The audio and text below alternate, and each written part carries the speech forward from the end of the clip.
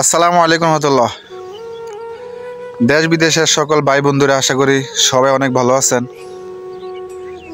সকালবেলা হাঁটতে হাঁটতে চলে আসলাম সান্দা গ্রামে।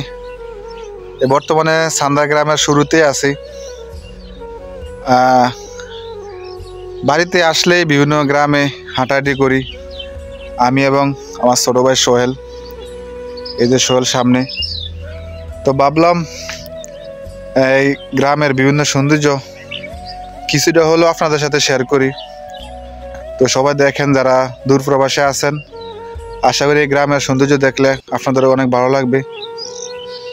আর এদিকে আইসা যে দৃশ্যটা দেখলাম, এখানে মাশাআল্লাহ দেখলাম প্রচুর ধান, কিন্তু আমাদের গ্রামে তো অতিরিক্ত পানির কারণে মানুষের ধান নষ্ট হয়ে গেছে। এখন বর্তমানে জমি কিলে আছে, সামনে হয়তো মানুষ স্কিমের ধান রোপণ করবে।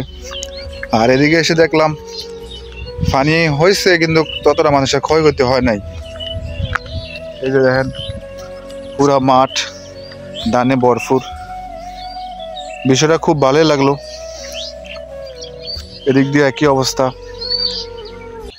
আর এখনো আমি তো ভাবছিলাম যে বাড়িতে আইসা খেজুর গাছের বিভিন্ন রস সংগ্রহ করার দৃশ্য আপনাদের সাথে শেয়ার করবো, কিন্তু তার হলো না। এখনো পরিপূর্ণ শীত পড়ে না, এখন একটু একটু পড়তে আছে, কুয়াশা পড়ে, কিন্তু কুয়াশা হিসাবে কিন্তু শীত পড়ে না। তো হয়তো আবার উজানি মাহফিলের সময় আসলে এই খেজুর গাছের রস সংগ্রহ করার দৃশ্য আপনাদের সাথে শেয়ার করতে পারবো। তো সবাই দেখেন গ্রামের বিভিন্ন সৌন্দর্য। ভিডিও ভালো লাগলে অবশ্যই শেয়ার করে দিবেন। যতটুকু পারি আপনাদের জন্য এই গ্রামের বিভিন্ন সৌন্দর্য আপনাদের সাথে শেয়ার করি। আজকে আমার এই সফরের সাথী ভাই আমার ছোট ভাই সোহেলেরও অনেক ইচ্ছা এই যে বিভিন্ন গ্রাম অঞ্চল ঘুরে বেড়ানো, গ্রামের বিভিন্ন সৌন্দর্য উপভোগ করা। আমি তারে বলার সাথে সাথে কিন্তু রাজি হয়ে যায়। আমরা বাড়িতে আসছি প্রায় 4-5 দিন হয়ে গেছে। অনেক আগের থেকে মানে প্ল্যান করে রাখছি, আসমো আর আসা হয় না। আজকে হুট করে চলে আসলাম, শুক্রবার। তো দেখেন অনেক কথা কইলেছি, দেখেন পিছে ক্যামেরা দিয়া গ্রামে বিভিন্ন সৌন্দর্য দেখায় আপনাদের। গ্রামের এই নিরিবিল রাস্তাগুলো খুবই ভালো লাগে। খালি ভাই হাঁটলে হয়তো আরো বেশি ভালো লাগতো।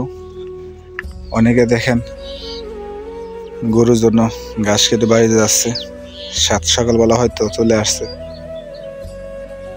আসলে খুব ইচ্ছা করে, খুব ইচ্ছা হয় যে সবসময় গ্রামে ফিরে থাকি, গ্রামের মাটি ও মানুষের সাথে মিশে থাকি।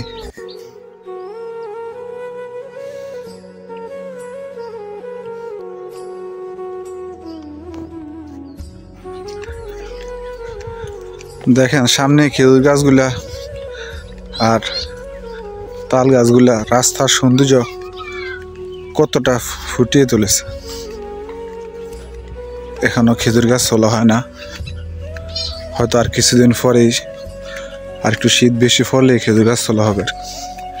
আর এখন আগের মতো আর বেশি মানুষ এই কষ্ট বেশি একটা করতে চায় না।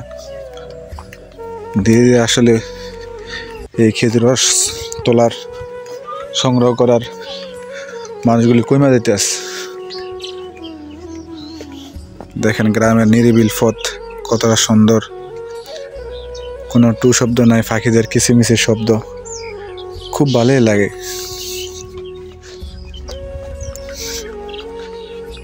শীতকালে রোদ যখন গায়ে লাগে তখন আরো বেশি ভালো লাগে কাজ করে। সবাই সবার মতো চলতে আছে, পরিবার পরিজন নিয়ে। কেউ বা এই গ্রাম ছেড়ে দূর প্রবাসে, খুব মিস করে এই গ্রামের মানুষ ও গ্রামের দৃশ্যকে।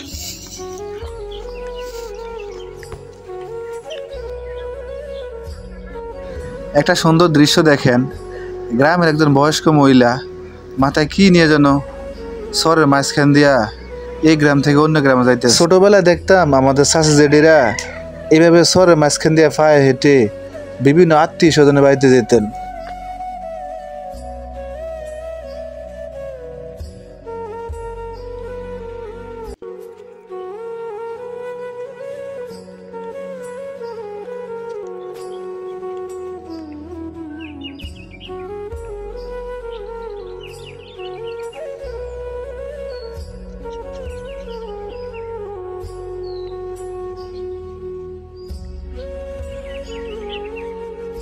আমাদের সব থেকে ভালো লাগে এই যে পাখিদের কিচিরমিচির শব্দ, বিভিন্ন পাখি বিভিন্ন রকমের ডাকাডাকি করে।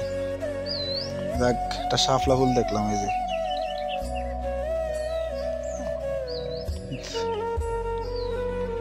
একজনে ঘাস খাইতে বসা দিতে পুরিতেছে।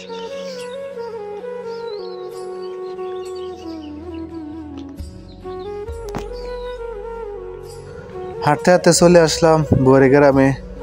এখন চলে যাচ্ছে আমাদের গ্রামে। আর এই রাস্তাটি হলো বুয়ারি গ্রাম থেকে নবাবপুর, জোয়াগ আর বিভিন্ন গ্রামে যাতায়াতের রাস্তা।